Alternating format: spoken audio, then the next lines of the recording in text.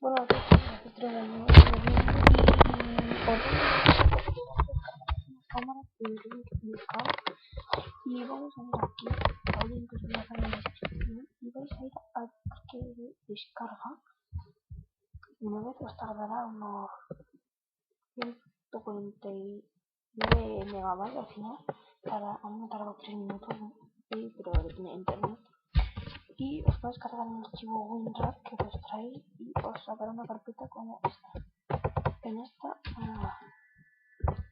la abrimos y os llevará aquí y veáis aquí el instalador, le dais a español o en inglés a todo y una vez hecho eso os sacará un archivo como esta.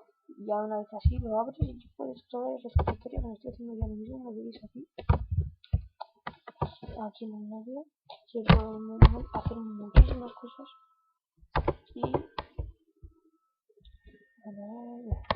estos son los archivos que se pueden descargar. Yo he hecho varias pruebas y se puede grabar también tu cámara, la cara. Y bueno, esto es todo. No será muy largo, pero si también está ahí. El link estará aquí.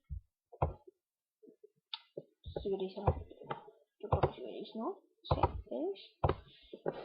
Llevar aquí, pues aquí, no sé qué, descargar, text. Clicáis y ya está.